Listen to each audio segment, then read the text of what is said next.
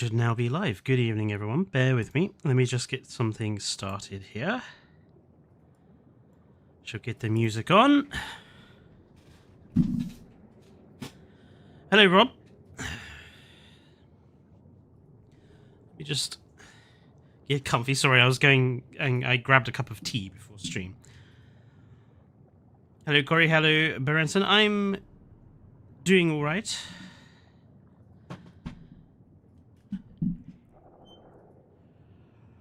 Yes, so, this is a bit impromptu because I wasn't 100% sure what I was going to do today for stream, and then Prehistoric Kingdom came out with, or rather someone tagged me in the Prehistoric Kingdom, sorry, I didn't realize the music was muted. Someone tagged me in the Prehistoric Kingdom update video, and I was like, oh, there's so much stuff in this update that I think it's worth talking about it, but I also think it's I think it will also be good to sort of talk about Prehistoric Kingdom and Jurassic World Evolution 3 at the end of this year together, so that we can sort of discuss the sort of trajectories of the two games and think about next year. So I thought what we'd start with is the trailer. There we go. Hopefully that should be up for you guys. Now, obviously, I can't play the trailer, you know, with sound on and everything, because I will then get copyright striked. So what I will do is I'm just going to I'm going to play through the trailer first. Or actually, maybe we should just talk as we go through. So, straight off the bat, I mean, the Ferris wheel is glorious. I really love this Ferris wheel. Like, the bright green, the enormous logo on the side of it. Like, it looks great. I mean, that was the first thing that stood out for me in this video, is that Ferris wheel. Just because it's so distinct. So these are the new vivariums that they're adding in this next update, which is coming on Tuesday. In a way, I mean, we've got one here. This is for compies in this vivarium they've got here, in order to provide a easy way of displaying smaller animals. I have to say the compies look rather adorable, fluffy like this. They do look pretty cute. You saw a compy fossil today, Berenson?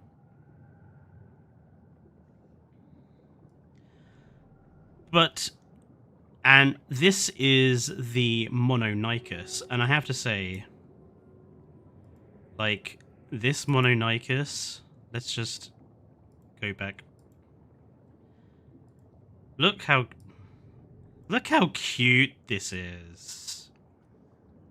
The little flick on the nose, the nice feathered tail, the very weird sort of clawed little winglet thing that it has going on. I'm also pretty sure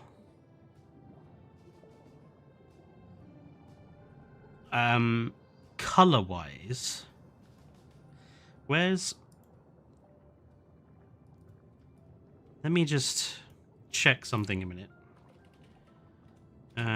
Prehistoric Planet Season 1 Mononychus.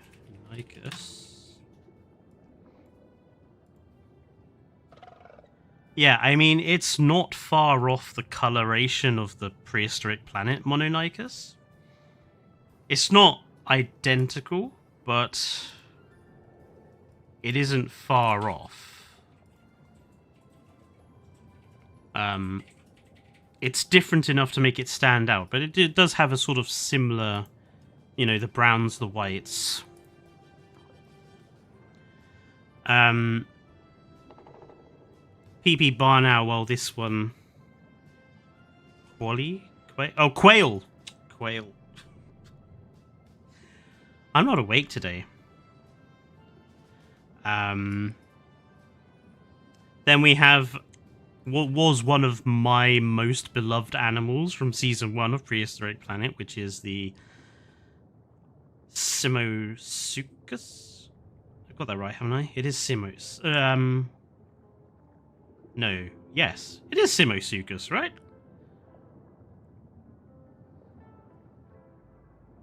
Or was it in Season 2? I thought it was in Season 1.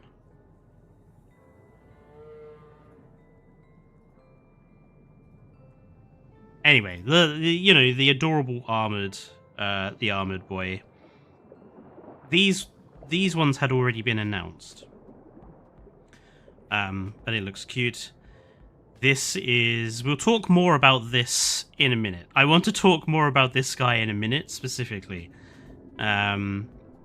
Yiki, but that looks wonderful. Just looks so distinct. The Tiktaalik, I have a plushie Tiktaalik on my shelves behind me. So I was particularly glad to see this guy coming. I really like this sort of animation on the land, this very side-to-side land-based movement. It just looks really well done. Like, the quality of that animation is really good. And then we have it swimming. I mean, that just looks... That right there. That just looks great. The color of the water, the vegetation, the rocks, the textures. Hello, Colt. I got a plushie Tiktaalik too. Their name is Devon. I haven't named my one. And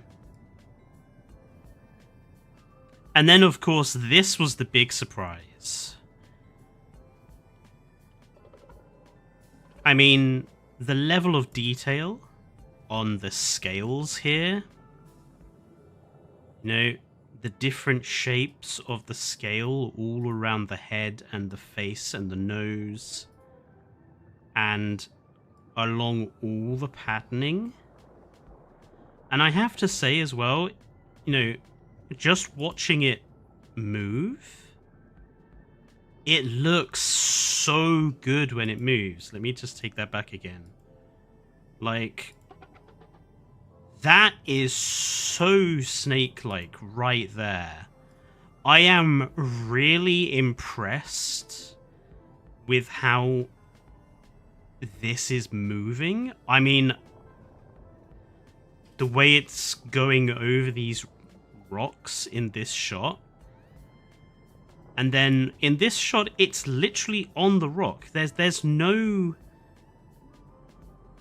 You know, something you might notice with a lot of games that have animals in is like that the animal is not technically on anything. There's like a...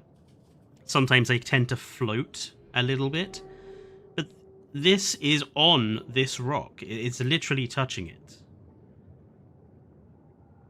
I mean, I am really going to look forward to sort of seeing this in action. To see just how, like, well it moves over all of this terrain. But I am really impressed because a snake is... Snakes are really difficult because animating how a snake moves is so very unique compared to any other type of animal. So I am so impressed with this.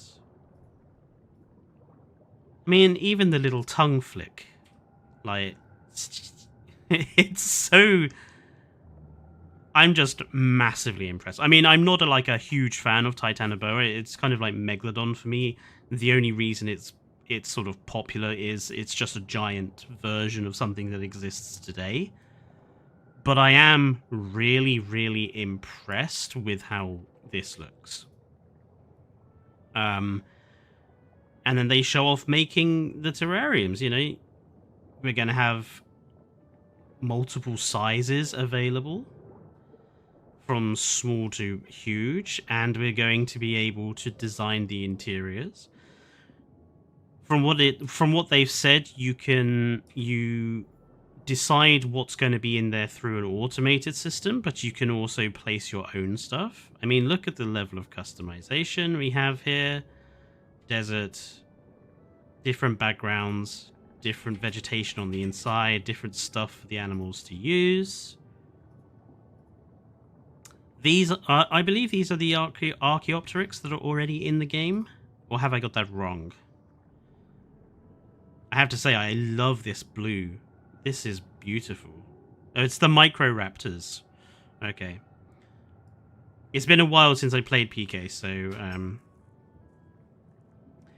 it's really amazing how much the PK team has managed to accomplish. Yeah, I mean, for a small team with limited support, this is something I want to get back to later. For a small team with limited support and limited budget, this is pretty amazing how much they've been able to progress. And then just this Ferris wheel, which looks glorious. And it's something that I said before Jurassic World Evolution 3 came out. We badly need what are called flat rides in theme parks and stuff like that. But stuff that's to add attraction to the park, but not just attraction, but movement. One of my persistent problems at Jurassic World Evolution is that the parks are so lifeless. They're so static. Pretty much everything sits still. Yes, you can put tour rides in for a little bit of movement, and yes, the guests are movement, and yes, the animals are movement, but stuff like a giant Ferris wheel, it's real obvious movement. Like, it really helps liven up the park. Really good. Indeed, Master. Hello, Luna. Yeah, and the modular building doesn't help with attraction. I agree, aggressive. I assume flying animals will, well, other flying animals will be coming soon. And then this, the vets. We actually have people. We have people vets that will be actually working with our creatures. They detail more about this in the website post, which we'll go over in a minute. But we have vets and a veterinary building with technology and things, and there's no fucking fake magic goo sprayer. It's legitimately somebody working on the animal, you know? These are the Dictodonts, I think. Hang on, where's the picture? Yes, the Dictodon. I think these look really cute as well.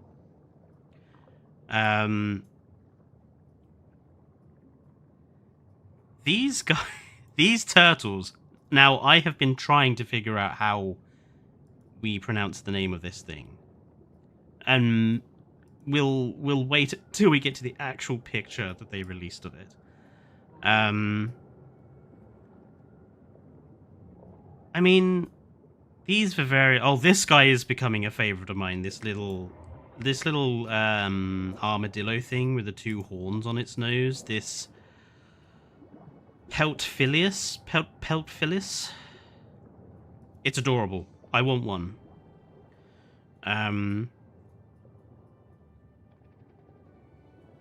Best in Slot did a beta test little showcase. Ah, I see.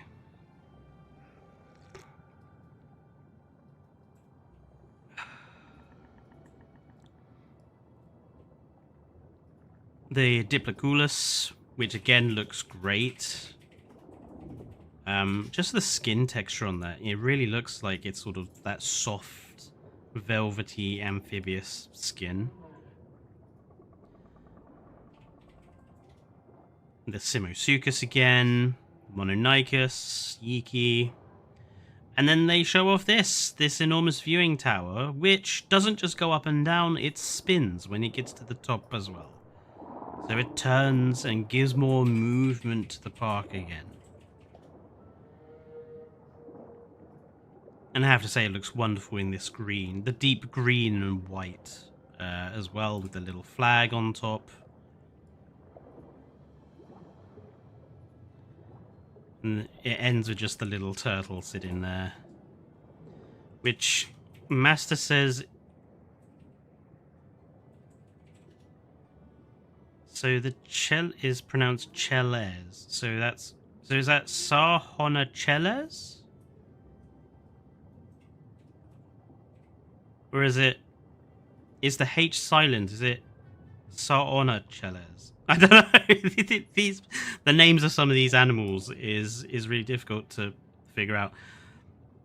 And this is coming December 23rd. So expect there may be on Wednesday, I might have to say, let's just do a quick stream to have a look at some of all this stuff.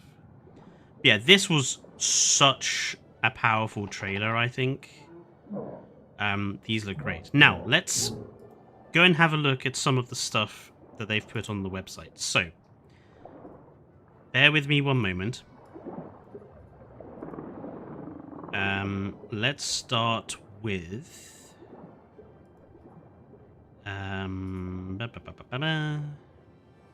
image, add, new source. And let's start with...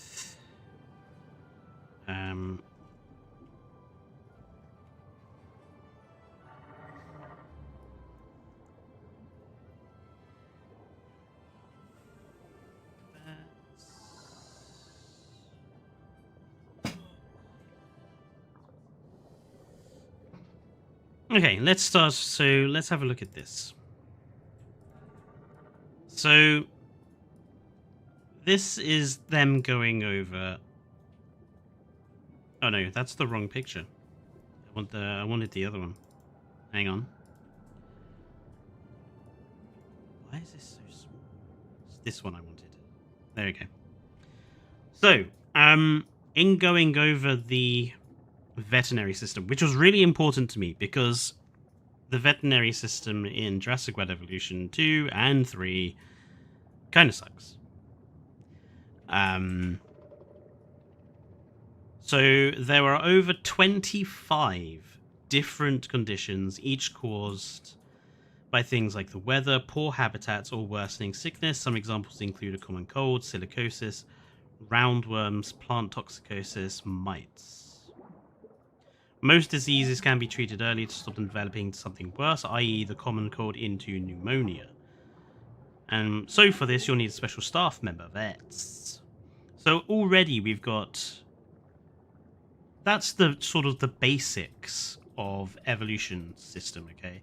You've got a number of diseases, some caused by weather, some caused by habitats, and some diseases can become worse. So that's like, that is evolution system there, pretty much. But then this sort of goes further. So, to identify and deal with disease in the park, players will need to hire vets. Their primary task is to walk around and automatically survey habitats, alerting the player to issues as they arise. So, you literally don't have to do any of the tedious micromanagement that evolution makes you do. You just hire a vet and they will walk around your park automatically looking on your animals. So already the system is more efficient. If an animal becomes sick and they have not been recently surveyed by a vet, the player will not be aware that something is wrong until the next survey.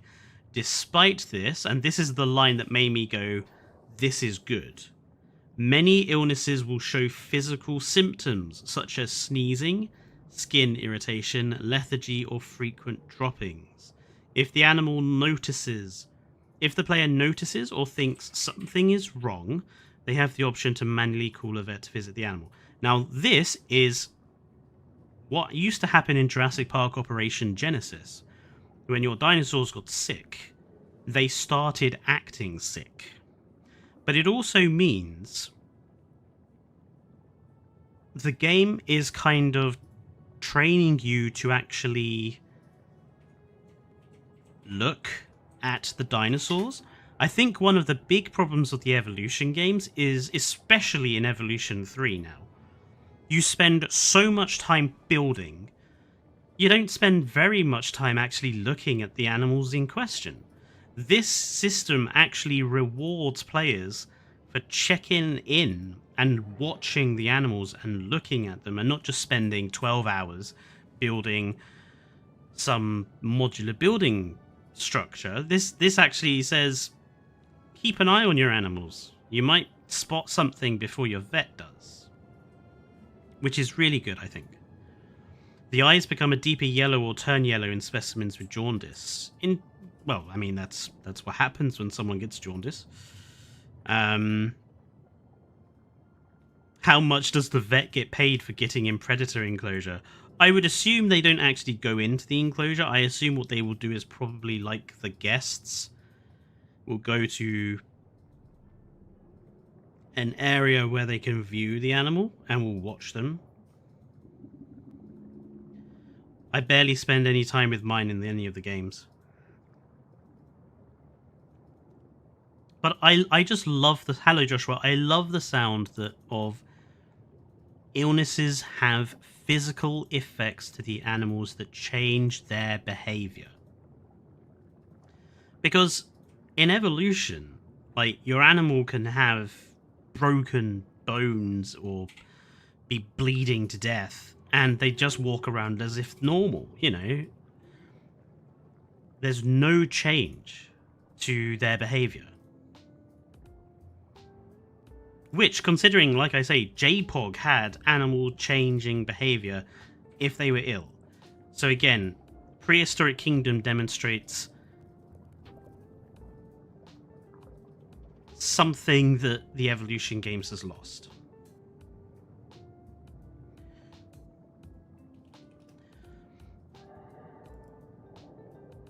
But it then goes one step further.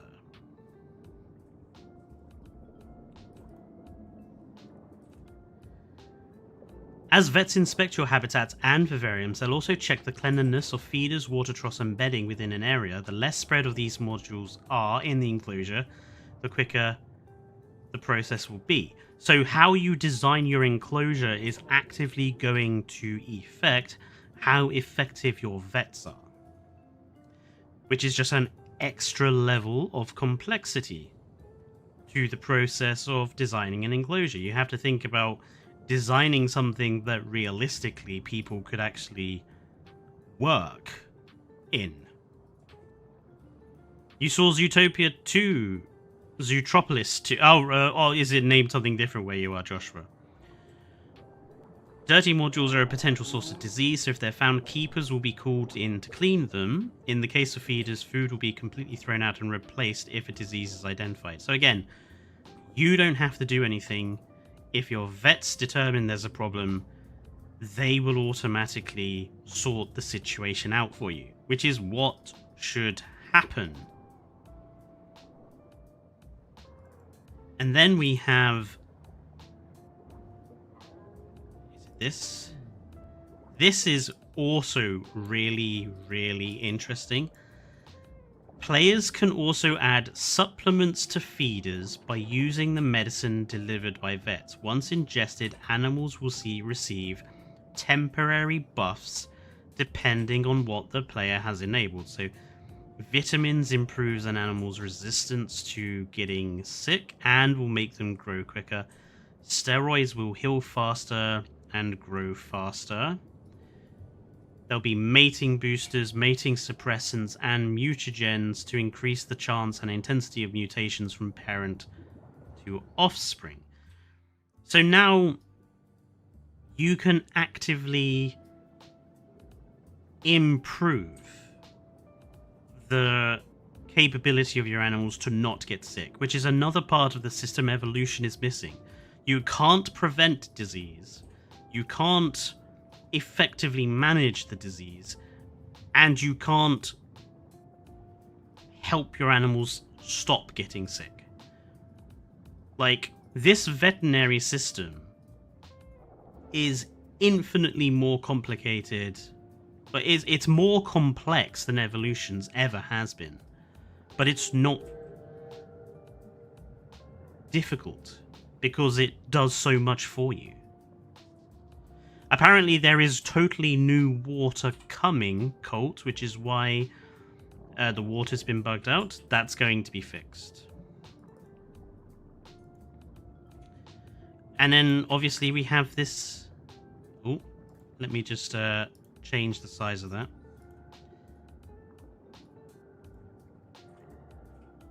And I tell you what, when I first saw this picture, I was like, that's just prehistoric parks. That's just Vet Suzanne. Like, right there. Like, unconscious dinosaur, medical equipment, human beings involved in the process of working with the animal. Like... And I remember saying this about Evolution 2 in, I think it was my very first review for Evolution 2. I was like, was it too difficult for them to just animate some scientist character models doing like some fake animation loops around a dinosaur we put in the vet building just to make it look like there's humans involved in this process? Well, Prehistoric Kingdom seems to have managed it. It reference to Terrence, perhaps. So yeah, this vet system looks really, really interesting. And then on top of that, let me just move this out of the way temporarily. On top of that, so they did have some videos on the website too. So this was the tech tree that they showed off just for the veterinary system. So there's actually a very complex tech tree here, but what I like about it is you've got multiple routes, you see. There are some where it's just like on its own. And then you've got other ones, so like ear abscess goes this way, foot rot treatment goes this way, tooth abscess goes all the way over there, quarantine base small goes over to here for pneumonia and everything else. Like, it's not a linear tech tree. You can actually choose where you go with the research. And it's just money. There's no stupid, you must take a photograph of the animal that's ill before you can unlock the thing. You must wait for the animal to get sick before you can research how to cure the sickness it has. You can do this research whenever you want. So you can plan for problems before they happen. Which again, basic JPOG element ignored in Evolution, brought back in Prehistoric Kingdom. Which Vivarian creature are you most excited for? Probably the Tiktaalik, I would say. Just because, you know, you have the combination of the ground, of the land movement and the water movement.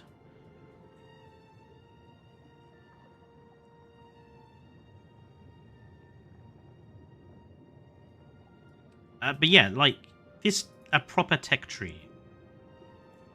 Great to see. So yeah, I'm really, really happy with how the veterinary system is shaping up. Let's actually have a look at all the pictures of the animals that they have released with the website. So let's start with the one I think is... I don't know if controversial is the right word to use. The Yiki. I can see this one being controversial. It's a very unique design. With these... I mean, I'm going to say it. Dragon wings.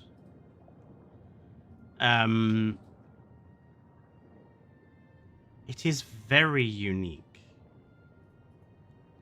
Again, feathers. I mean, I really love... Where's the other picture of it that they released? This one. I do really love the tail. They haven't just gone for a standard, you know, short bird tail. And they haven't gone for what Jurassic World Evolution does, which is just give every feathered animal the same beaver tail. No, we've got an actually unique sort of four... I mean, I'm assuming these four would actually be singular, very large feathers. I'm not sure if it has a name or not. But it's a very unique design. I love the patterning on the wings. Reminds me of a monarch butterfly.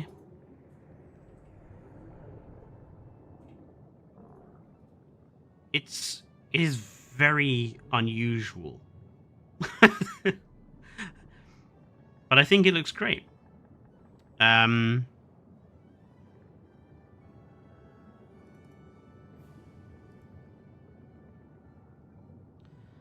Let's have a look at the one I am most looking forward to. Tiktaalik.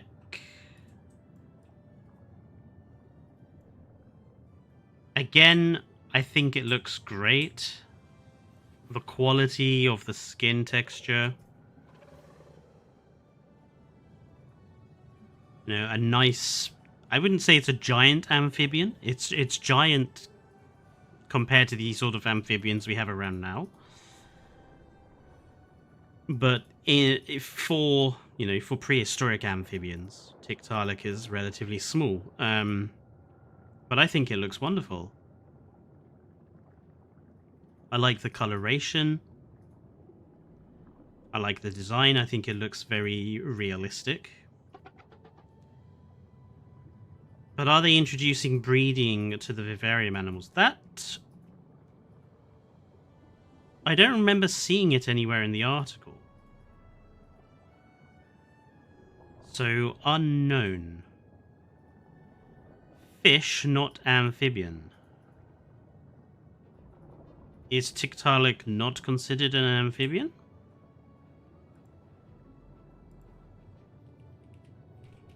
Because surely it's not a fish. It doesn't have... Does it have gills? I thought it was an air breather.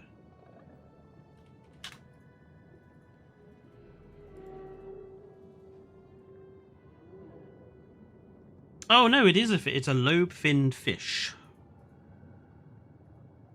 Okay, so not amphibian. It is amphibious, but it is not an amphibian. It is a fish. Thank you, Master, for correcting me.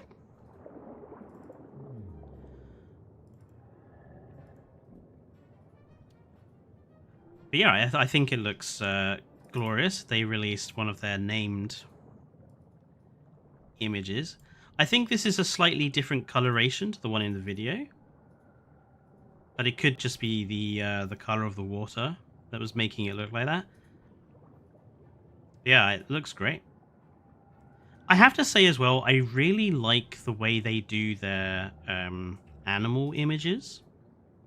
Like, I know this is a really small thing to point out, but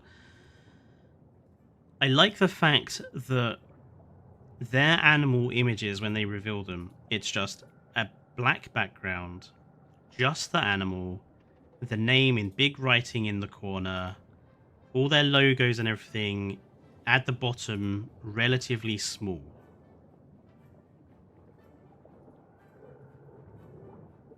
So I think it just shows the animal off better. Like evolutions, they always have them in an environment, and they have all the lines everywhere, and I just really like Prehistoric Kingdom's really simple imagery that they have going on. We did also have, again on the website, let me drag it out of the way so I can put it up. So they did also have images, some video of it swimming about. Again, I think the swimming looks very good. I like the movement of the fins. They move independently. You've got a little tail flicking. They're quite happy to sit stationary. I just think this looks really good, especially in comparison to how Evolution, sorry for the flashbang there, especially how Evolution's swimming can sometimes look a little awkward. I think their swimming looked really smooth.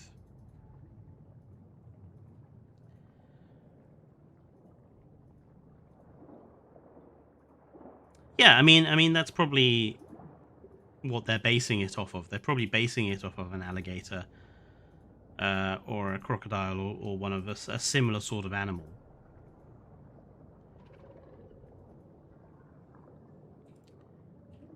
What shall we have a look at next? Let's have a look at probably the one that is going to be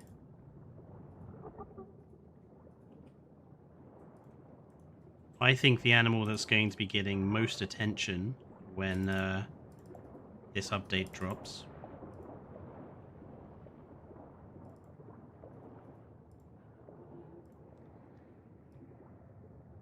Titanoboa.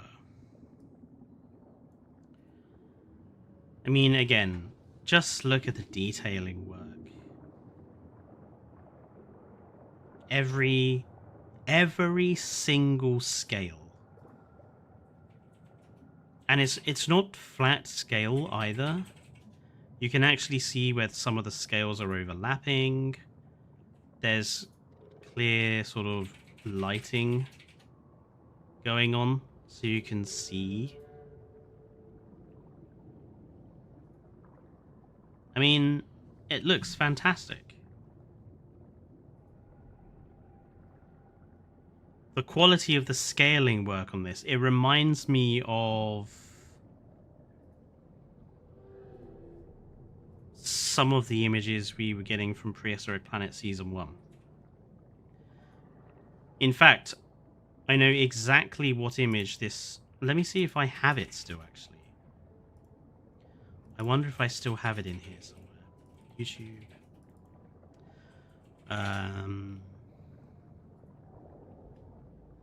Screen caps. Prehistoric Planet Season 1.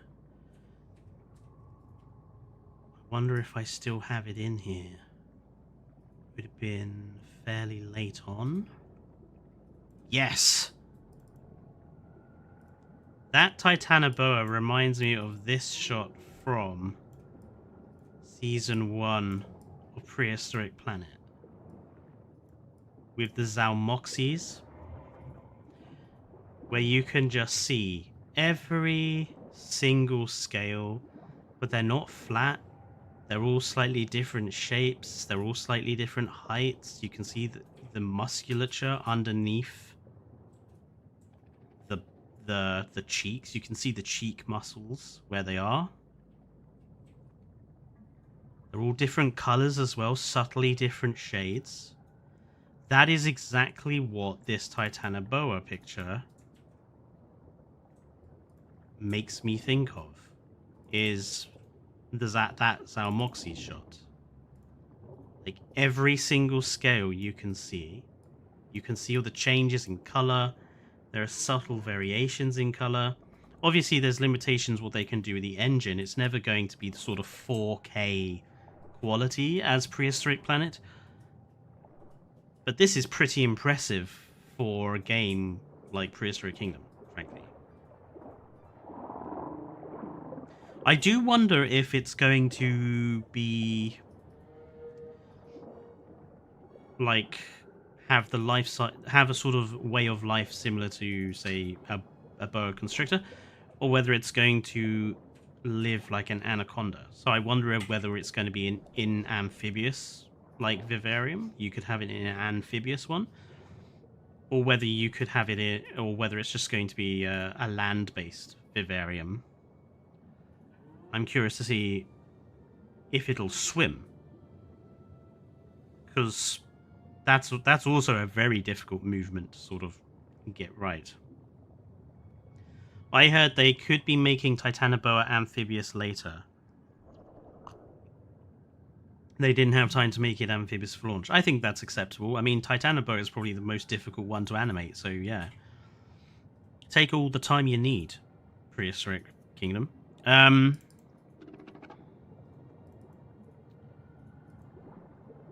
Right. Next animal. Let's have a look at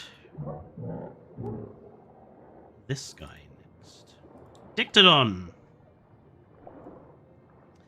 I believe this is the one in Walking with Monsters, if I'm correct. This is the one from the Gorgonopsid episode, I think? Or it's the one that it's supposed to be.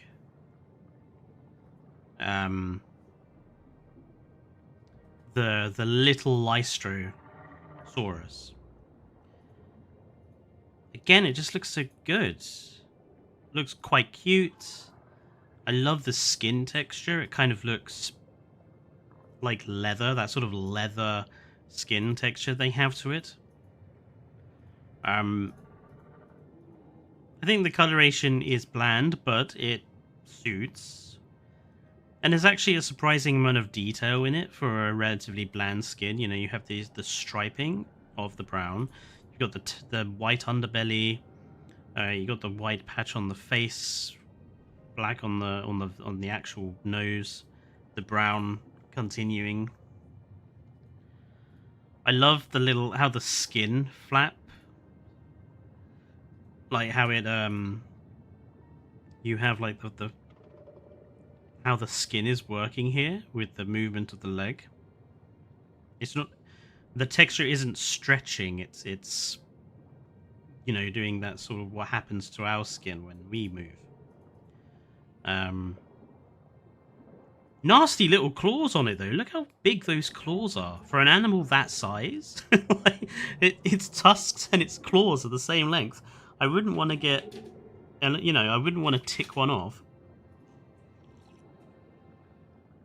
I'd love to have these next to Coelophysis so they can stare through the glass, wanting to dig their babies out to eat them, Walking with Dinosaurs style.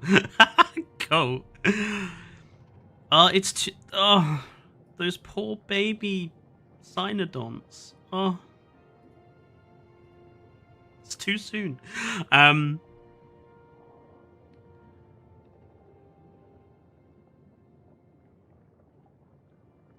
Just get it declawed like a cat. That's a good point, Marconian.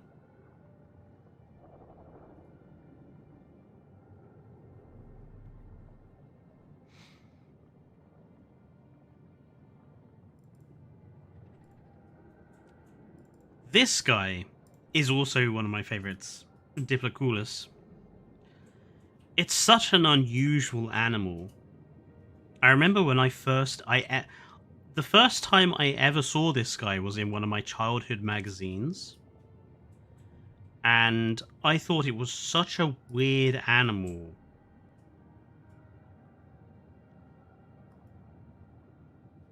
it kind of it stood out to me because it was so unusual with the boomerang head.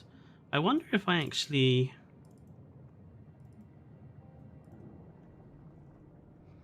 I don't think I ever got round to scanning the book that the Diploculus was in. I'm sort of... One of my projects for next year is to scan in my old dinosaur magazines into the computer so that I can sort of show off the old 1990s artwork. No, I didn't. But yeah, the Diploculus is... It's just so weird, isn't it?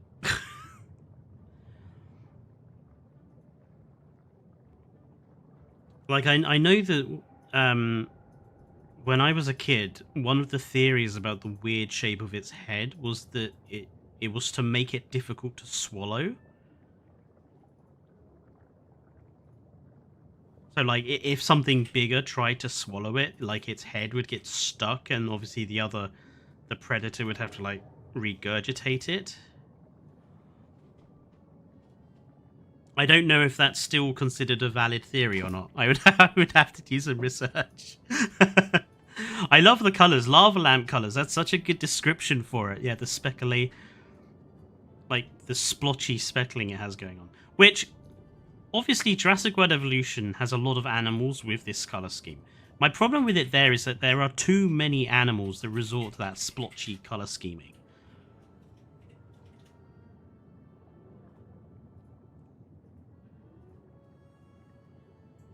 You want to lick it and have a real trip? Rob! What the hell? Okay, you are definitely not being hired as a vet at my park, Rob. I am not letting you go around licking the Diploculus. Bretson, you shouldn't be giving him more ideas.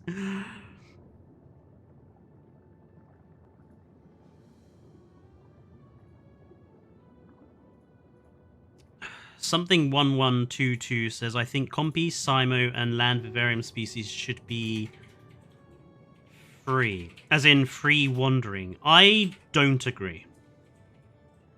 But we can get round to talking about that when we talk about... when we compare Jurassic World Evolution 3 and Prehistoric Kingdom in a bit. I just want to finish going through the materials we've gotten about this update. Let's have a quick look at this guy, the Mononychus, with that stubby little winglet claw, the little flick. There's actually quite a lot going on with the head there.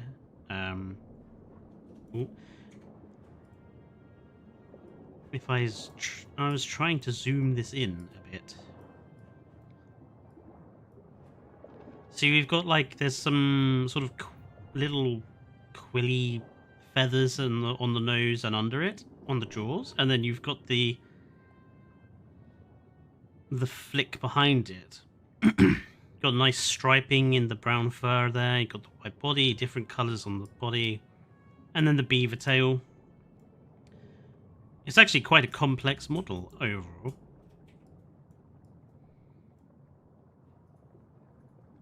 I'm playing Prehistoric Kingdom right now and watching a galley just run around, and it's so graceful compared to Jurassic World Evolution 2 and 3.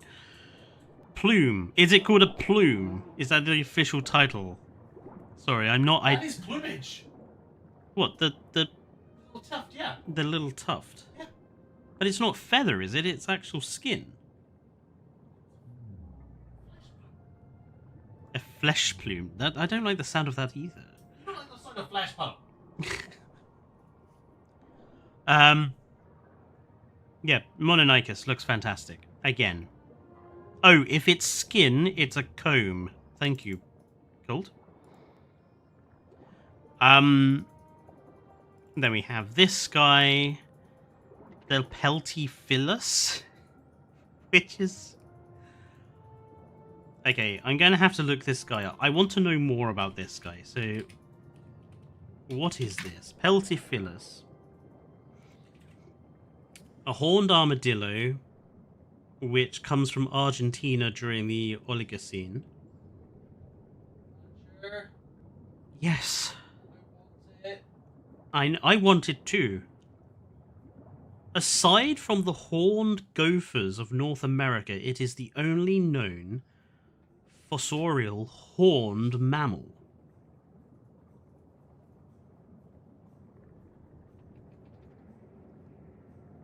Oh, fossorial meaning an animal that is adapted to digging and lives underground.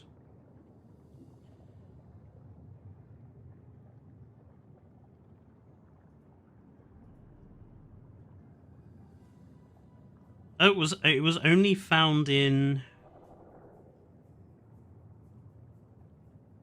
Oh, it's been known for quite some time. And it's been found around Argentina, Bolivia, and Chile. But yeah, it's adorable. It's just so cute. With the two little horns. He looks saucy. Yeah. The armadillo wants to be a rhino. I love it. Mum said I could be anything, so I chose to be a rhino.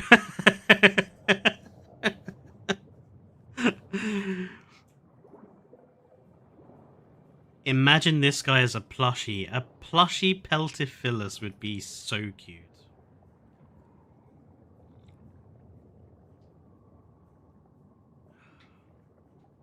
It's just so sweet. And then the one I've left till last deliberately.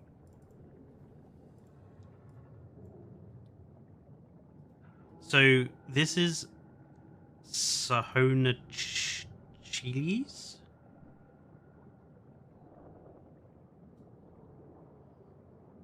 Now I'm guessing with the name, with its full name being Malakikev. How many A's and V's do they want in this? Male Akavavava? It's Madagascan, really? I'll be honest, its name kind of sounds Russian to me. I want to know about this one. So, Sahona Cheles. Oh, I think I spelled it wrong. Yes, I did. So it comes from the late Cretaceous from Madagascar. And was discovered in 2015.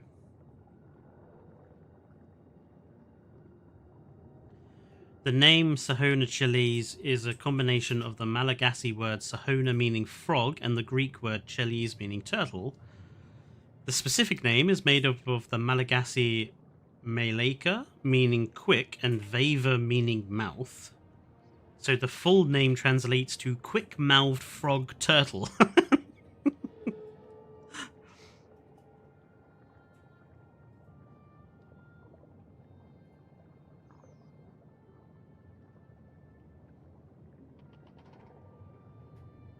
Apparently it's a relatively unique species of turtle, which is pretty similar to a lot of things that evolved around Madagascar at the time due to its isolation. You can pronounce the name correctly once you've licked the Diploculus, I swear. Licking it. Rolf. No. I imagine they could snap prey up quite quick. Well, apparently they don't have... So the head was adapted for a suctioning lifestyle, so it would be eating sort of small insects and larvae from sort of muddy pool, from mud layers. Basically, it didn't sort of go around like a snapping turtle would, basically. He's cool, but not as cool as my goat Simo. Maybe not. Speedy sucky mouth, yes. I'm not going to say that again because that's no. They showed off a couple of images of... God, these are so big in comparison to the others. I wish that OBS would automatically scale images. Sorry about that, folks. So they showed off a couple of images of different sort of vivariums detailing. Some of this is apparently going to be present already. Some is examples of stuff people have put down. But again, I think it looks really good. These backgrounds, the textures, they look very good. This one, they also showed off looking like this. So obviously this is more for bird species. This is how smaller animal species ought to be displayed, in my opinion. Did we get anything else? Oh yes, we did. We also got... So apparently we can also change the lighting in the vivariums. So if you have them inside, you can also do like black lighting, or in this case, red lighting. Just adds another certain, certain thing. Just makes them look really cool. I think that was everything new that I've at least seen. Let me have a look. Oh no, there was one other thing. I'll drag that over. So we did get to see as well how the... Yep. We also got to see how the modification is going to work. And what I love is it's basically how I suggested it work, Frontier do it. You're just... It's going to be like the amenity modification system. You pick the environment, and then you pick how much of each type of vegetation and decoration you want in them. So you can see at the side there, them clicking through from like low amounts of rocks to large amounts of rocks, Mesozoic ferns, temperate shrubs. And you can just... It's so quick and easy, and then you can randomize it too. You can just randomize the seeds as well, so you can just get lots of randomization. And you, as Simosuka says, you can also modular build in them as well if you want to be a bit more specific. But if you don't want to be specific, you're not negatively punished, because the system for designing it with the this sort of amenity modification style of way, it gives you enough options that you're not negatively penalized for it. Which I think is really, really good. I mean, this is how small animals should be displayed.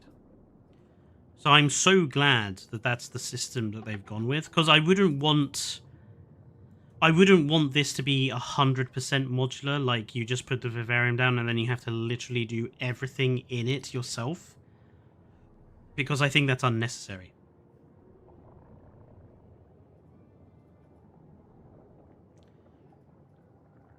Best for both modular expert builders and people who just want to see cool animals. Yeah, well, I would say it's not just for the people who want to see cool animals, it's also for the people who don't want to spend 12 hours using a modular building system to make every little fine adjustment when it's not really necessary.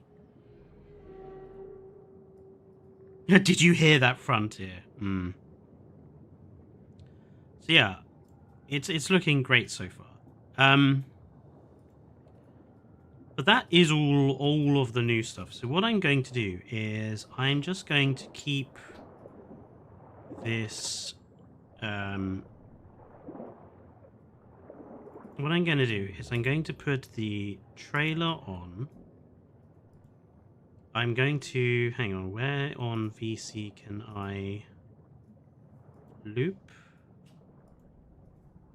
I want it to loop, and I'm going to... can I play it in, like, slower speed?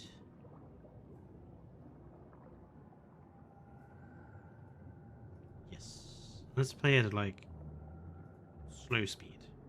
0.9. No, I want it a lot slower than that.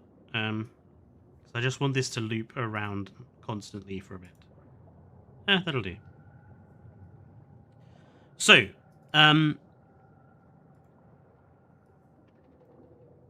what I want to do now is just talk for a little bit, because I think this was a really interesting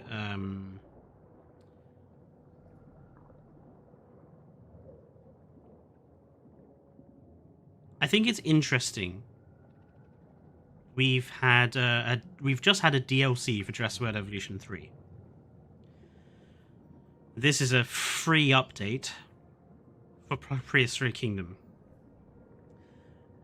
I think it's very interesting, the very, very stark differences between the two.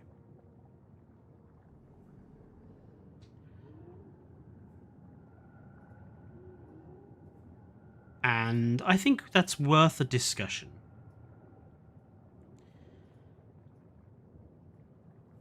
This is still very early access, very beta, as Colt says. But it is interesting to me.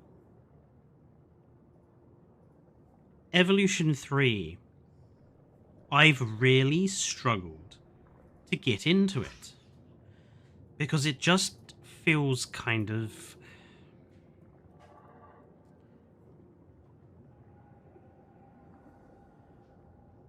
To me, I still think it feels too similar to Evolution 2. And in some ways, it hasn't improved where I want it to improve. I don't think modular building was enough for Evolution 3 to...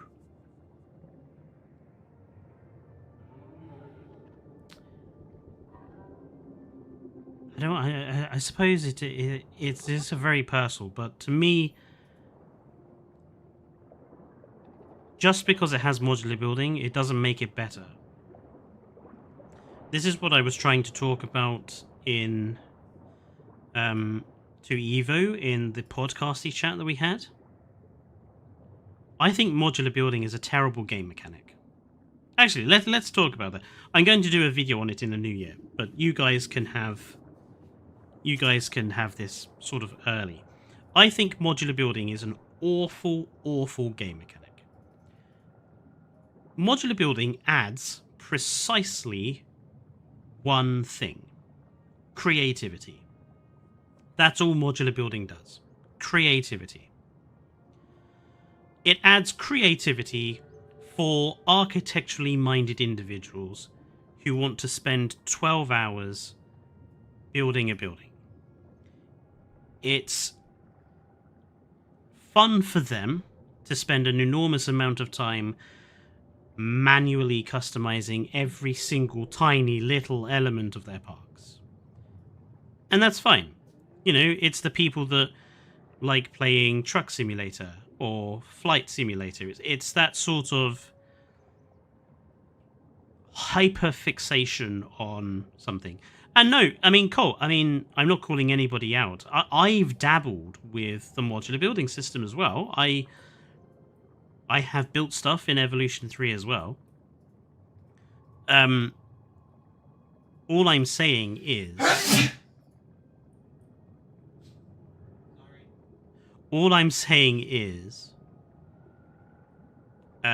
modular building as a game mechanic, and I'm speaking solely as a game mechanic, from a game mechanic perspective, all it does is add creativity. Okay, that's all it does. And I would have to say Jurassic World Evolution 3 doesn't even add modular building very well, because bridges don't work. Like, guests cannot use bridges. Guests cannot walk up or down the stairs you put down. guests will not interact with anything you put down in the modular building system. Like, it's not even like Jurassic World Evolution 3's modular building system is even a very good version of a modular building system. Planet Zoos, Planet Coasters, and arguably Prehistoric Kingdom's modular building system is usable. You build a bridge in Prehistoric Kingdom, guests will walk over it. You build a staircase in Prehistoric Kingdom, guests will walk up and down it. You put benches and binocular posts down in Prehistoric Kingdom, guests will walk up to them and use them and then walk away. You know. That's not the fault of the modular building system, that's just Frontier effing it up. Yeah, that's what I mean. I'm stating that Jurassic World Evolution 3's modular building system isn't even a very good version of a modular building system. And on top of that, all modular building does is add creativity of a type. I don't even know what I get out of this modular building system. Everything is just so superficial somehow in Evolution 3. That's a very interesting... Okay, Rob Earth. Then I have a question directly for you. Would you say, using your language then, do you think that Frontier added modular building superficially? Do you think that they didn't really think about the modular building for Evolution 3, that they just did it because they had no other better ideas? That they just put it in there because they wanted to superficially have something they could show off, like modular building?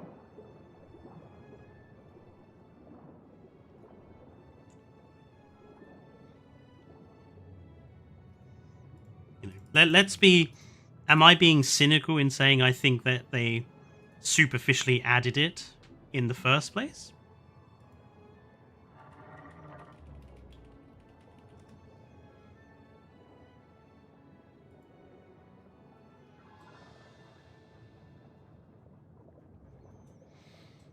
Anyway, I will continue. So yes, modular building, bad game mechanic. So you get creativity. What do you lose? Well, you end up with a toxic classism that infests your community if you implement modular building badly, which I think Evolution 3 has done. It makes the game less accessible to certain people, because if they don't want to use the modular building, and if there's not enough other non-modular building stuff for them to do, then the game just doesn't really become fun for them. I also mean superficial because, for example, guests can't use it and you can build many things purely for aesthetics but not for practical use. This is not the goal. That's interesting. So, should stuff we build in modular building... Is it the fact that everything you build in the modular building ends up being purely aesthetic? Is that the problem? Like, is that Evolution 3's defining problem with the modular building, is that so much of the modular stuff we build is just purely aesthetic?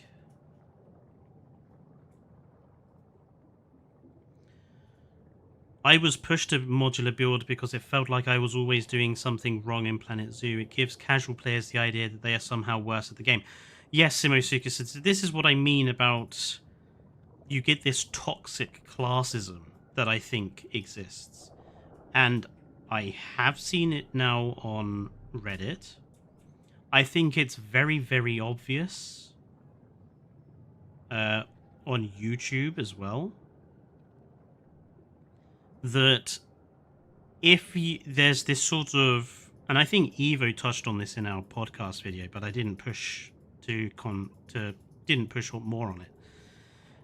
There's this view that if you don't build modular building, that if your parks are not like 100% modular built, that you're not always using the modular building system, that you're somehow lesser. That's the sort of toxic classism. You know, certain creators are now the be-all and end-all because of Jurassic World Evolution 3's modular building. And I think that's maybe toxic is the wrong word for it, Colt.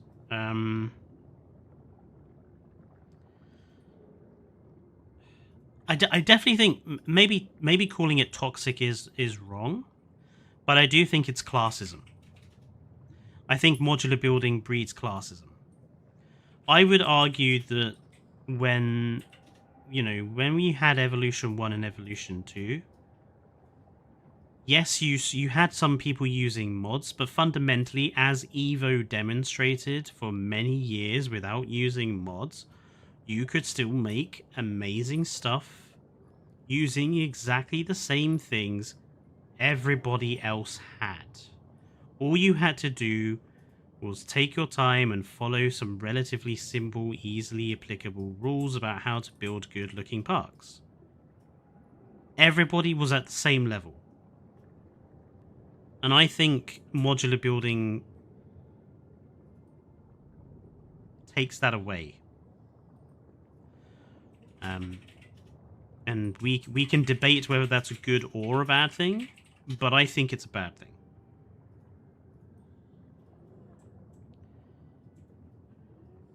Yeah, and it's so easy to get burnt out on the modular building. Something 1122. Which is why I'm glad that Prehistoric Kingdom, the terrariums, you don't have to modular build to decorate them. I do think that one of the problems Prehistoric Kingdom has is that it doesn't have enough prefabs. Jurassic World Evolution 3, there is a lot of prefabs available. And I think that's in the base game, without thinking about workshop or anything like that. Just in the base game, there is a lot of prefabs. That being said, I do think Evolution 3 dropped the ball when it came to the lagoons and the aviaries, but that's a whole different topic entirely. I think it just creates levels of building experience and creativity, and if a person can't create their own stuff, then use the blueprints available to everyone, and then you're back on the same level.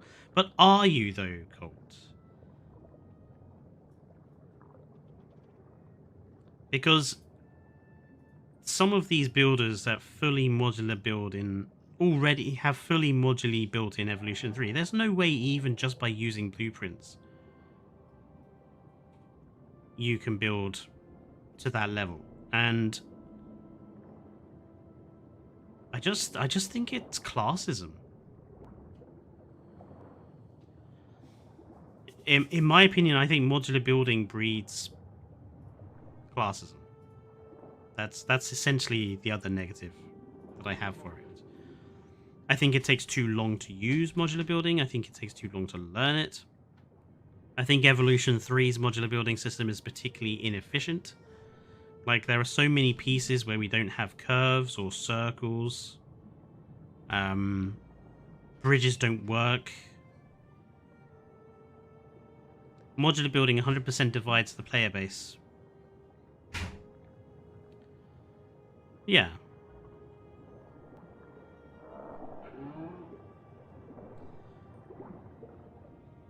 Yeah, Colt, I'm not denying you can make pretty parks with it. What I'm saying is, in terms of the community at the moment has become basically, here's all the Planet Zoo players that have come to Jurassic World Evolution 3 to show off. And those Planet Zoo creators are now growing their channel with Evolution 3 content. I don't know how to explain it. I just think I would rather not have modular building.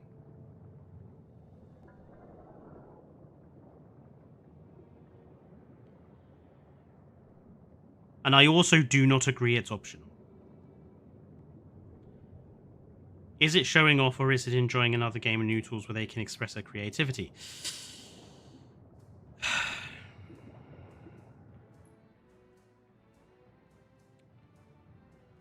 I'm going to put it like this, Colt. Us lot in the evolution community, we struggled through all of Jurassic World Evolution 1, and we made its limited creativity work. We played all the way through Jurassic World Evolution 2, and we made its limited systems work. Because what it sounds like is the game itself created classes, and because you want them to stay in Planet Zoo because they should be in our community.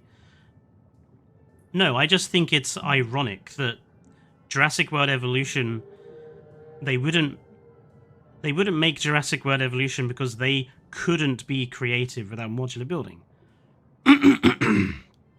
And now Evolution has modular building, now they're willing to be part of our community. And I don't particularly like the fact that Frontier has pushed modular building just so that they can triple dip from their Planet Coaster and Planet Zoo fans. That's the only reason modular building is in the game, let's be honest. They put modular building in the Evolution games so that they could get people to come and buy the game that previously were just Planet Coaster and Planet Zoo players. But what about the Evolution players who have stuck with the franchise all the way through?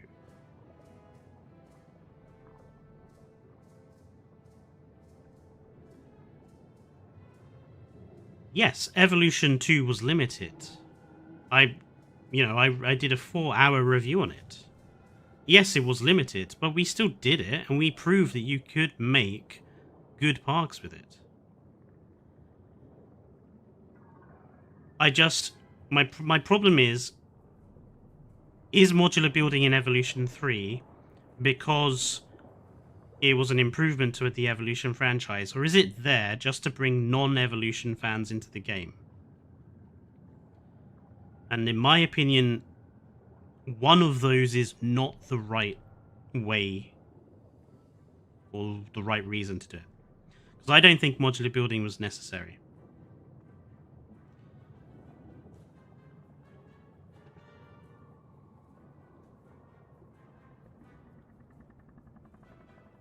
And when it comes to being... I'm not trying to gatekeep Evolution, If the Planet Zoo creators want to come over to the Evolution games and play it, that's fine. But let's see what happens when Planet Zoo 2 comes out. Will they keep playing Jurassic World Evolution 3? Will they keep making content for Jurassic World Evolution 3? Or will they keep making workshop stuff for Evolution 3? Or are they just all going to go back to Planet Zoo 2?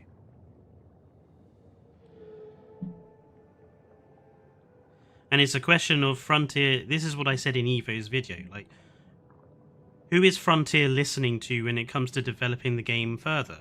Are they going to listen to the people that played Jurassic World Evolution 1, that played Jurassic World Evolution 2, that stuck with the franchise for the whole time? Are they going to listen to them? Or are they going to keep trying to court the Planet Coaster and the Planet Zoo players back to Evolution? Are they just going to keep doing stuff to suit them? Because I think what Planet Zoo players want and I think what Evolution players want are very, very different things. I know what I want. I want lagoons that can actually be modified. I want lagoons that do more than just serve as empty pools. But Planet Zoo players want modular building.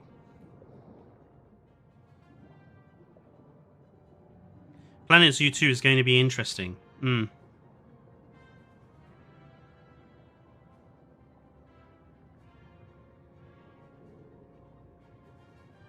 Yeah, but Rob, I don't understand why those Biosyn towers disappeared. It was only when someone mentioned it that I was like, oh yeah, they're not there. I do wonder if they're going to bring them back in some DLC down the line. Maybe they couldn't make them work with the new Hyperloop system. Maybe that's why they disappeared. I don't know.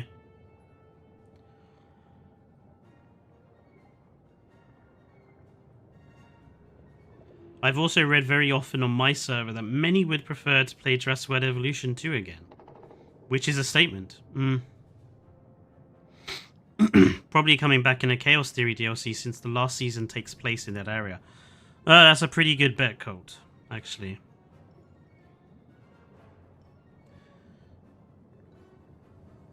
But yes, what I want to get at here is we got off on a tangent about modular building, but this completely free update to Prehistoric Kingdom is bringing in so many things that Jurassic World Evolution 3, in my opinion, should have launched with. More attractions. A better way of viewing smaller animals, i.e. vivariums. Diverse types of animals. You know, Titanoboa, Tiktaalik, Mononychus. They're all very, very different animals. Very diverse choices made for these vivariums, you know. I am a little bit upset that none of them were a giant insect. I was kind of hoping we might have a Meganora or an Arthropora, but crossing fingers that may come later for Prehistoric Kingdom. But yeah, vivariums being a better way of displaying smaller animals. Expanding the amenity modification style to other buildings, so it's easier to make buildings look different from one another and to stylize them. And vet mechanics that are mechanically complex, you know, that you can prevent illness, that you can research illness in a way where you can manage it and plan for it and be proactive in it instead of just waiting for disease to happen. A focus on behavioral changes to the animals based on the diseases that they have. Realism in the form of people being involved here. You know, the staff you hire are involved in the process of making your park run, and that they're visible. These are all things that, in my opinion, Evolution 3 should have evolved towards. And I just think it's really, really interesting that a couple of weeks ago, we got a DLC and a free update that added, here's a new swamp brush that adds fog. Here's 3 animals we want you to pay for. One of which is kind of lacking. One of which is just basically another feathered raptor. The other one, which is a realistic Spinosaurid. But only one of them can swim in the deep water.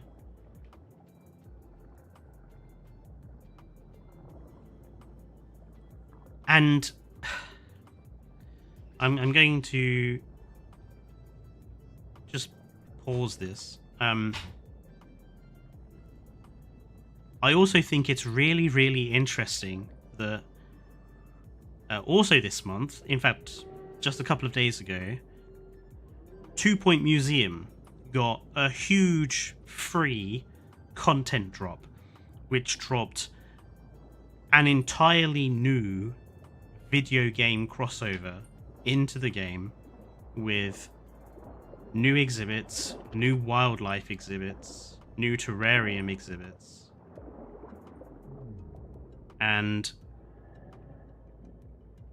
in actual fact, I think it means that 2 Point Museum this year has given away more free stuff than they've done DLC. Like, if you look at how many DLCs they've had in this first year of the 2 Point Museum's launch, and look at how many free content updates there's been, where there's actually been decent amounts of content, they've given away more than we've paid for. Which I think is very interesting.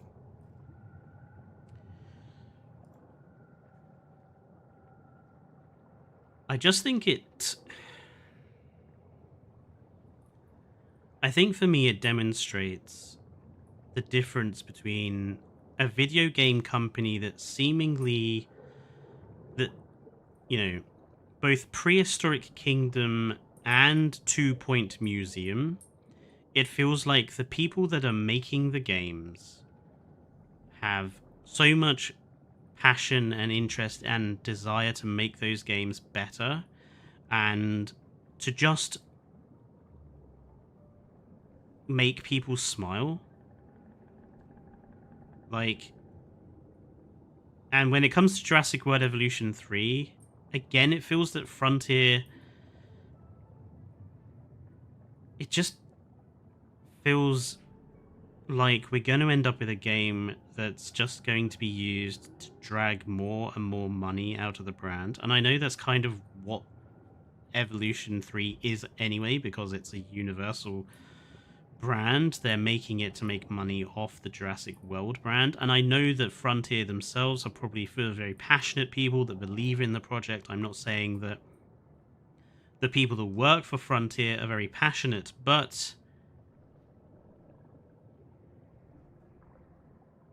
comparing Jurassic World Evolution 3's free update to Prehistoric Kingdom's free update, the difference between them is like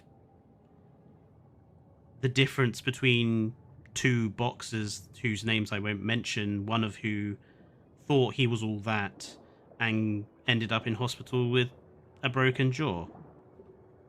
Need I say more? It's the difference is night and day.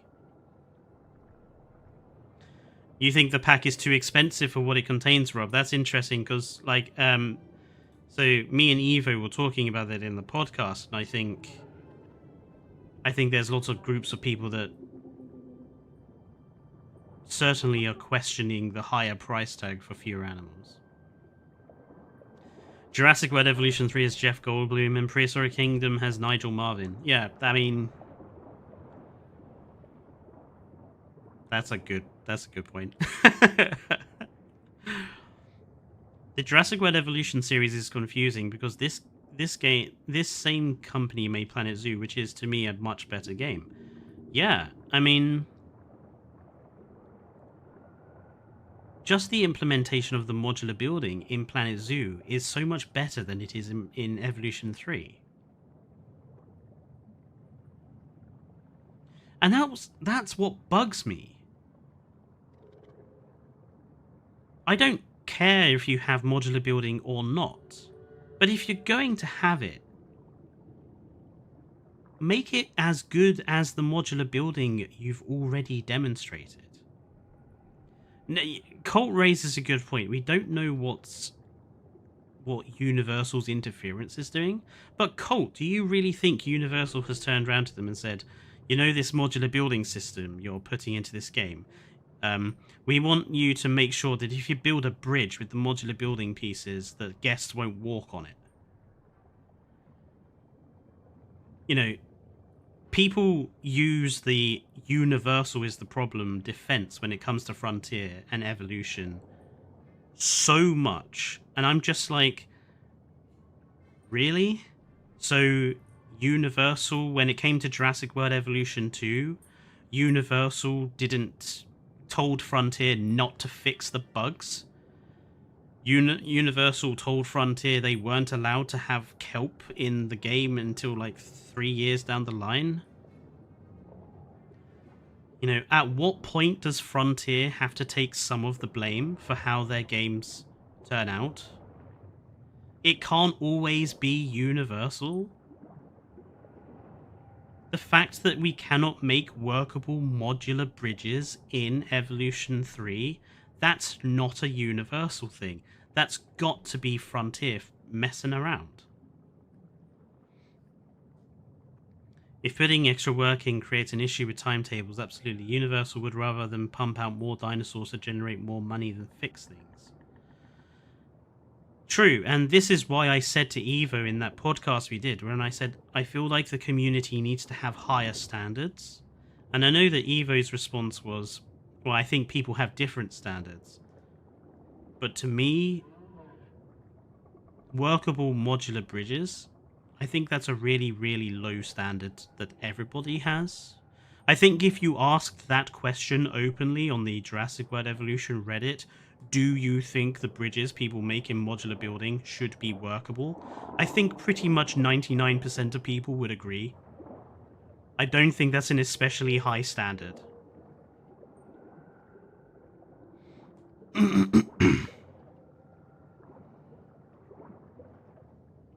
Why are you trusting the Reddit? Well, that's a good point, Torqued. I don't... I just noticed the music has stopped. I don't use the Reddit all that often nowadays, just because I got sick of the toxicity that was on it. The Evolution fanbase is such a hive of toxicity sometimes.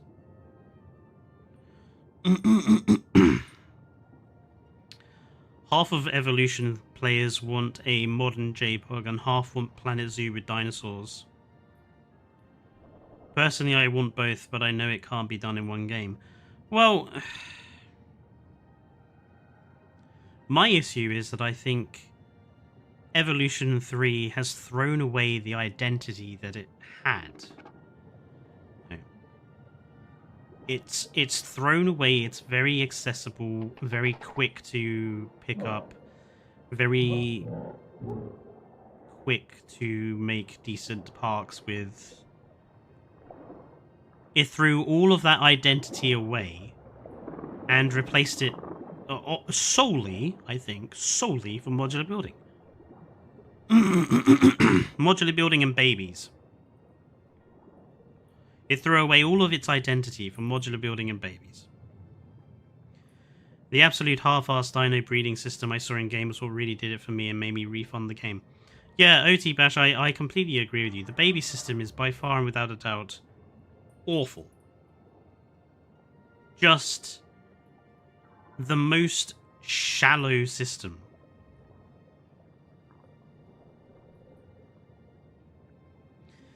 As a modular builder, going from PK and Planet Zoo's modular building to Jurassic World Evolution 3 modular building, I was incredibly disappointed. Things I took for granted were completely missing. Simosukas, do you have some examples of that? I'm curious, what are some of the... Because, I'll be honest, I haven't really tackled Prehistoric Kingdom's modular building in the same way I did Evolution 3.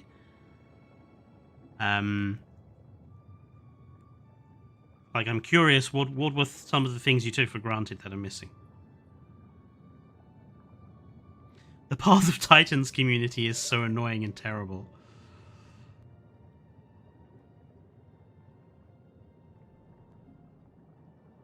Surely the game's gotten better for them people who want it simple because they have more preset builds.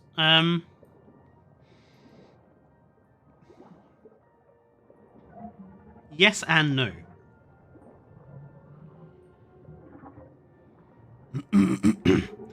Oh, I agree that the scaling in Evolution 3 is limited. Like, I cannot understand the scale system at all. According to Evolution 3, a maximum length piece of fence or path is 50 meters long. But it doesn't seem... That seems way too long for the amount that there is there. Like, if you line up a full length of fence and then compare it to the length of an animal that you have the length of, it's nowhere near 50 meters of fencing.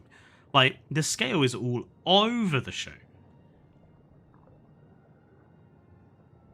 Oh, you mean like expanding the size of stuff in... Yeah, so Prehistoric Kingdom, you can expand stuff in every direction, whereas Evolution, it's a general, like, you can only scale everything in proportion, and it only goes up to, I think it's, what, 1.5 times the size? You can't make it any bigger than that.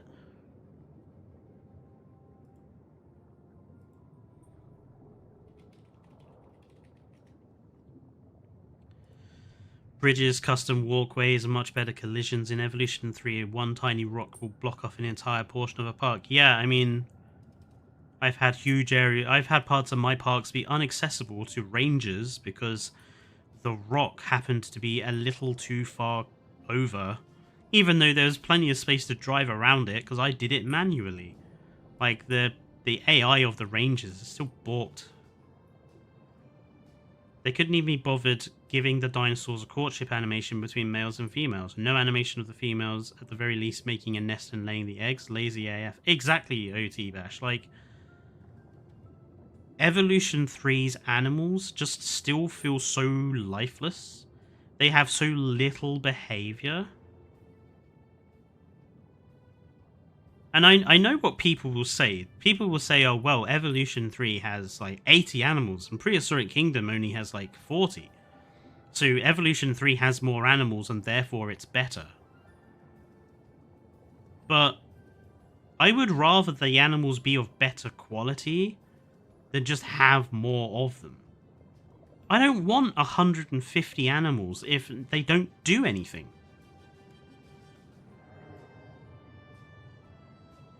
Oh, the modular menu cluttering is really bad as well. Just scrolling for hours to find the thing you want. That makes the system. Sorry to go back to it, but like, again, the fact that menu system that they came up with for the modular building, it makes it so annoying to use.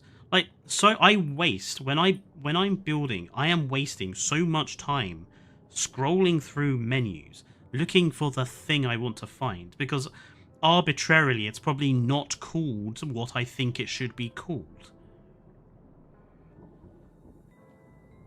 The menu is just awful. You might think about how long the games were in development. Well, we don't know how long Evolution 3 has been in development, Colt. But all I will say is Planet Coaster was 2 years. Jurassic World Evolution 1 was 2 years. Planet Zoo 1 was 2 years. So I think we can assume Evolution 2 was also 2 years. So I think we can also assume Evolution 3, probably 2 years. 2 years seems to be Frontier's standard timeline for making new games.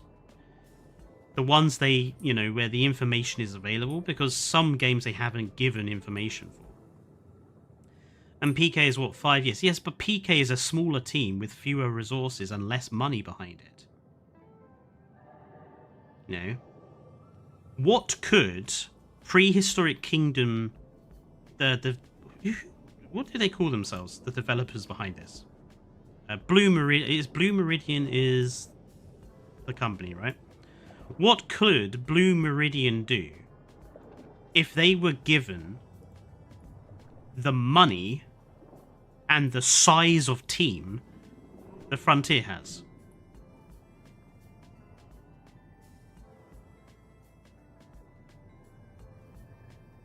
I bet you it wouldn't have taken them 5 years to get Prehistoric Kingdom to this position.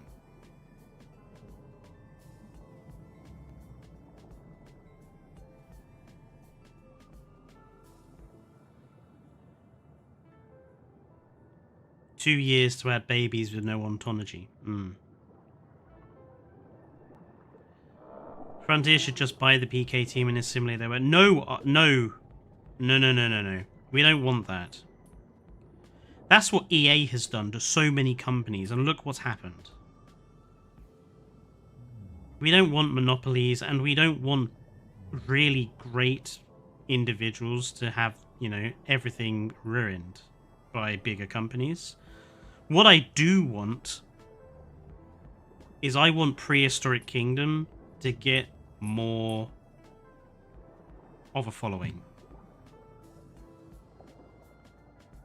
Which is why next year I am going to be doing more Prehistoric Kingdom stuff. I think Prehistoric Kingdom does not get enough respect for what it has.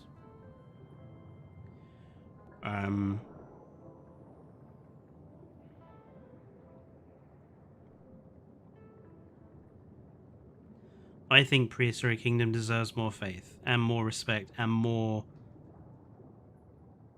you know, I suppose more content creators to care about it. Practically. You know? You look at YouTube and it's full of Evolution 3 stuff, or Planet Zoo 2 stuff. Prehistoric Kingdom stuff is so low on the ground. I think that wasn't helped by the fact that when the game did have its like launch, it was very bare bones and quite difficult to get into. But I think now the game, after with this update, I think the game will be in a position now where I don't see any reason why not to focus on this game in the same way that I would focus on Evolution. And thanks to Evolution 3's modular building system, I kind of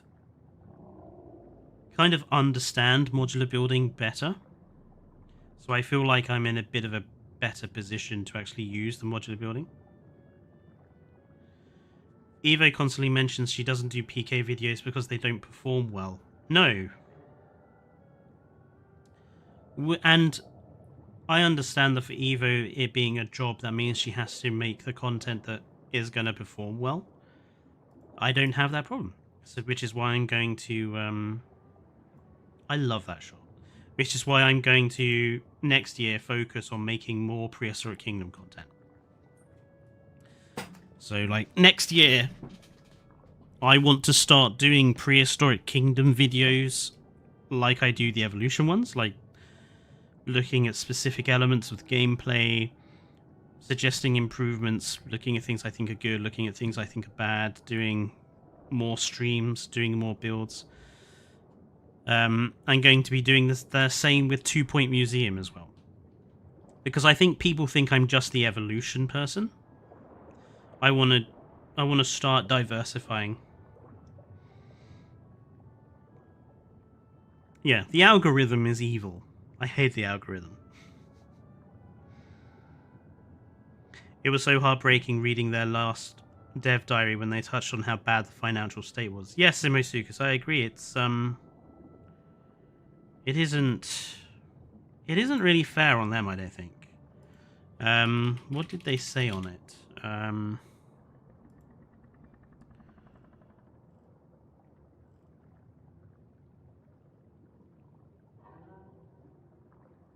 Yeah, so for those unaware, Prehistoric Kingdom was almost entirely out of funding as of January 2025. As you might imagine, this was a very stressful time for the team, and many of us voluntarily made pay sacrifices to keep the game afloat. Thankfully, over the last 11 months, we have been able to push out game-changing updates thanks to your support. Whether it's been buying a copy or supporting us directly on Patreon, you've made an incredible difference and provided us with the security to keep going. While sales do fluctuate month to month depending on discounts or game updates, the overall interest in Prehistoric Kingdom continues to increase. So yeah, this year basically could have killed this studio, but they've carried on. And of course, next year we are getting the Stegosaurus. And I think their Stegosaurus looks fantastic. I love the look of their Stegosaurus. And we're getting Allosaurus as well.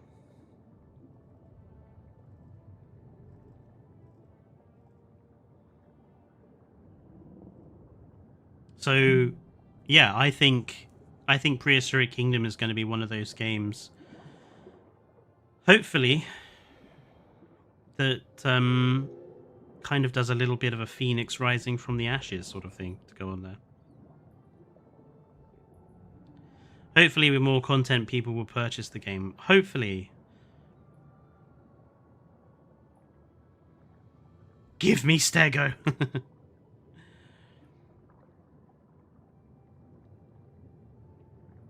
I have an open enclosure in a park that is nearly completed, waiting on my Stego. So yeah, I mean... And obviously I will still make Evolution content. And I still think there is still stuff that I think Evolution does that are good. Like, I know I bash on Evolution. I've bashed on Evolution 3 quite a bit today. There is still stuff in there that I think is good. And arguably, Evolution 3 is a so much better sequel than Evolution 2 ever was, in so many ways. And it cannot be denied that Evolution 3 is done a lot of things which a lot of people were happy about. The babies, a lot of people are happy about. The modular building, a lot of people are happy about. And obviously, if, you know, I'm not especially interested in either of those elements. But, you know, the fact they are there cannot be ignored. And it's good for those people that want to interact with those systems. But to me, fundamentally, Evolution 3 hasn't updated in the areas where I personally wanted to see growth. Management being one of them. And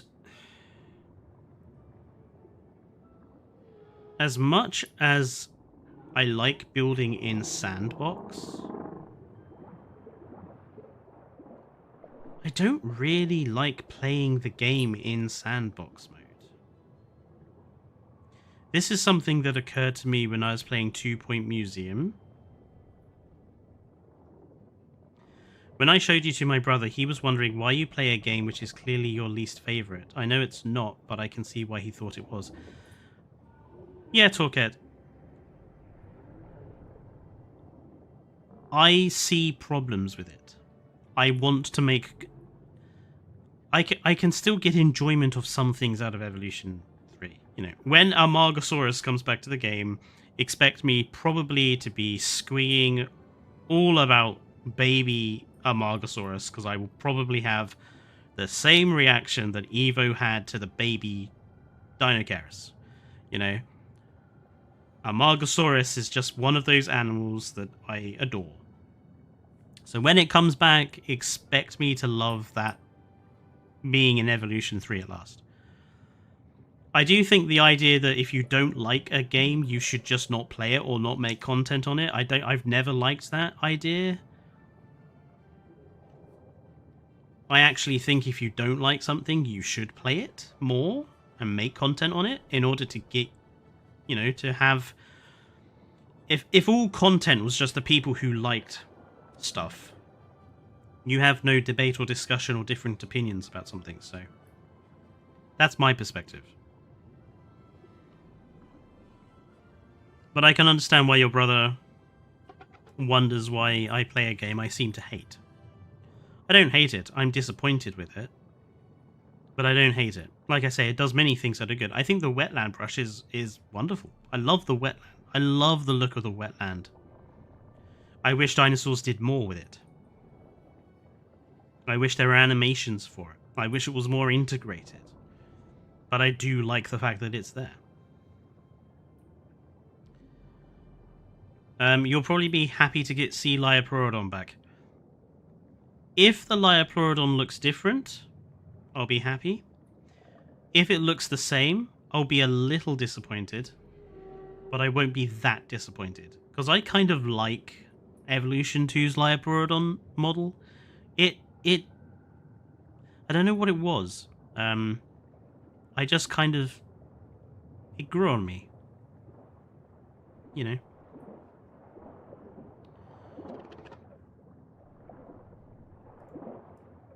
I just love this Titanoboa, though. Like, I'm not a massive fan of Titanoboa, but this is just so fucking pretty. Excuse my French. I'm gonna be really curious to see if we have, like... So... I wonder if we're going to have different skins, or whether they're all just going to be one skin. I assume they're going to work like how the bird vivarium thing used to work, where you just select the animal and you can't really select the skin. Or maybe the skins will be randomized. I would like to see some, like, could you imagine a Titanoboa but with like a coral snake skin? Like, one of my favorite ever dinosaur pictures is a T-Rex that looks a bit like, actually, since we're here, let me see if I can find it. One of my favorite dinosaur pictures of all time, that I found many years ago. Let me have a look. Where is it?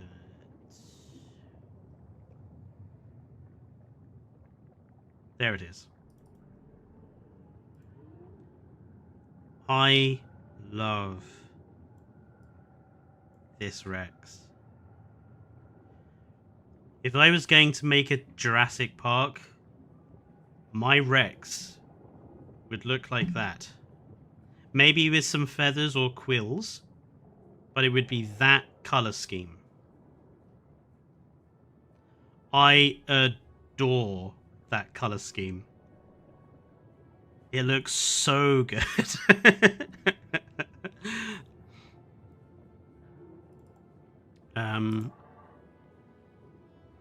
And I tell you another thing that, and this is probably going to be something I hope Evolution does. Where is my... Oh, one of my other pictures. This is another of my favorites. This picture I got redrawn for Evo with a different dinosaur.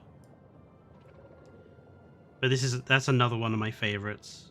I just really like that one as well.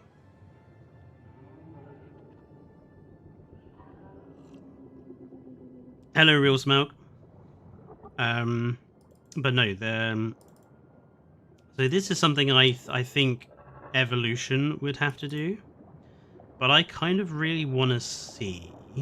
Let's if I got a good image. Where is the Styraco? There he is.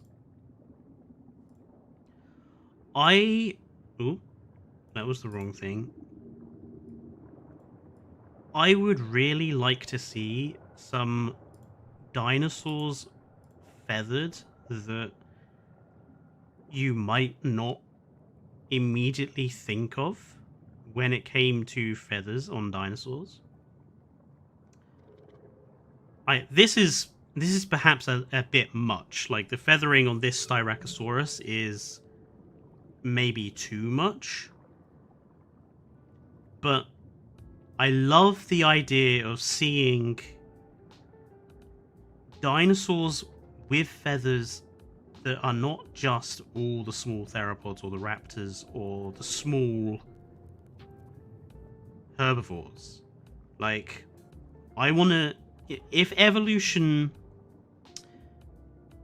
Jurassic is supposed to be hybrids and mutants and its own unique sort of speculative style, then I want to start seeing stuff like this. I want to see ceratopsians with feathers. I want to see sauropods with feathers or quills. I want to see more vibrant colors, lux patterns, other elements to make them interesting.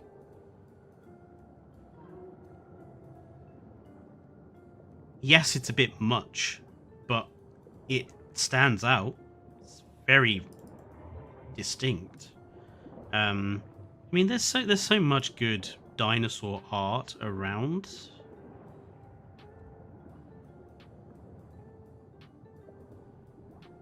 I wish Frontier would take more,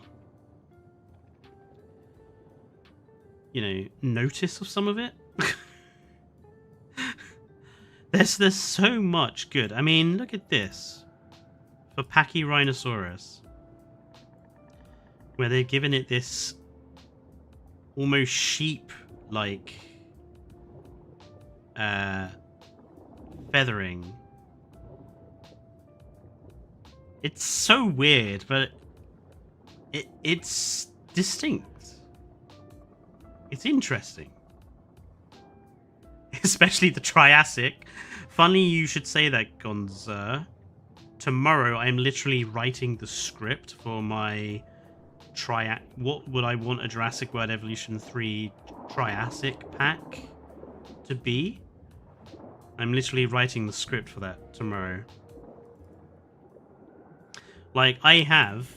I mean, where's my book? I do not know about all yesterday's. So, over Christmas, I have 1, 2, 3, 4, 5 videos I want to script ready for the new year. How a Triassic pack should look like for Evolution 3. Modular building, like, artistic styles that I would like to see. A video on new attractions, rides, movement to the parks.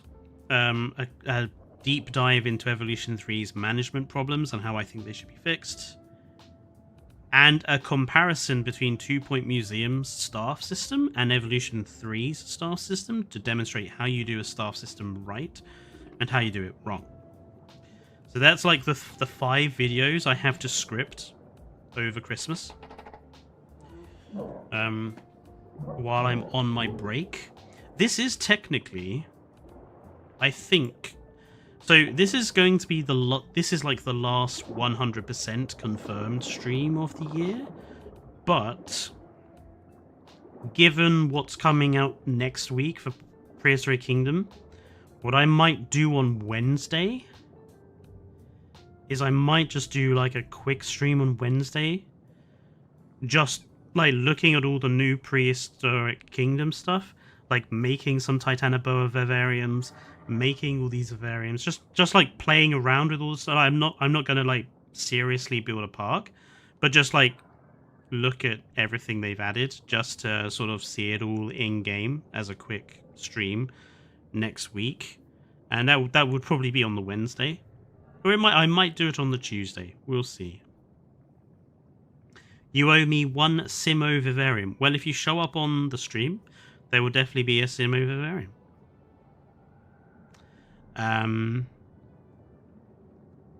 But yes, like I say, I did a community post. We'll be back to like having videos out and doing regular streams on Wednesday, Friday, and Sundays from January the 7th. So I'll be getting all of them in this update. But that's what it seems to suggest by their post that they've written. I don't know. I thought only 2 new exhibit animals were coming.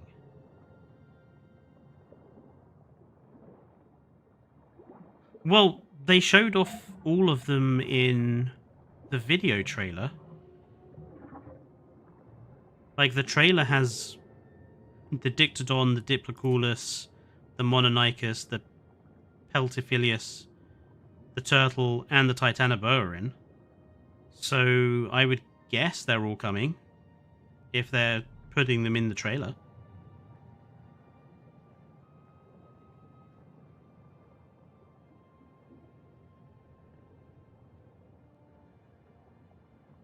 You might just become one of my top 5 creators in the span of 1.5 hours.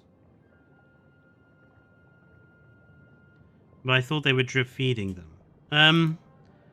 Before I go, let's see if I can quickly answer that question. Because a dev diary, November 25th.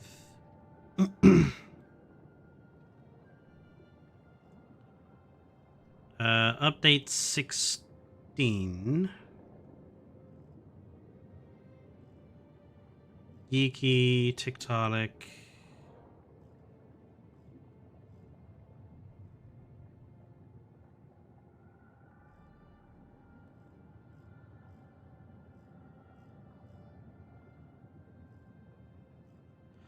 I don't know.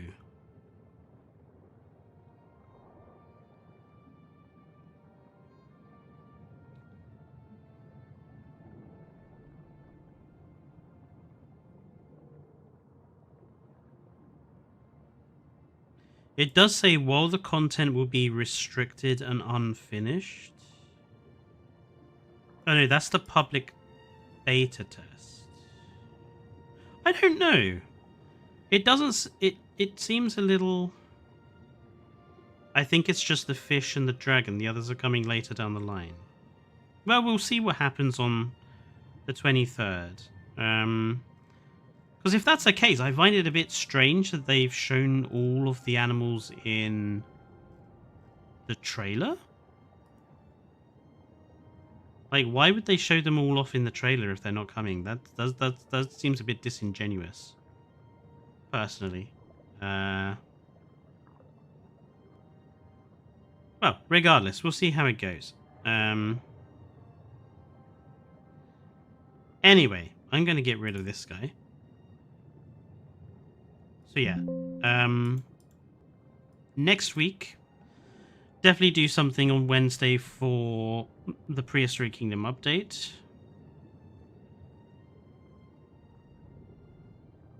And oh look, there's my Megalodon, or a Megalodon. And yeah, and then after that, it will be obviously be Christmas, and then we'll be all on a break until January. So, I'm going to say right now, in case I don't see any of you next Wednesday, I hope you all have a really good Christmas and a great New Year. There will be plenty of Triclaw content coming in New Year. Me, Dane, and Fallout have some big plans, things already planned and arranged. Towards the beginning of January, I might just do a quick video to just talk about what content I'm planning to be making. But yeah, and hopefully on Wednesday I'll see you folks there to look at the new vivariums, the vets, the rest of it,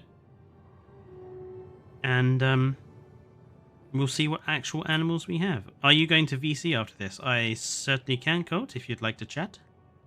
I'm just going to play some 2 Point Museum. I will be there Wednesday, and you will make us Simo Vivarium.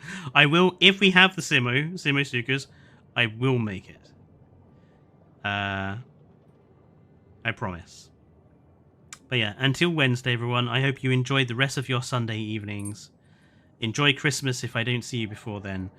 And until next time, stay safe, and good night.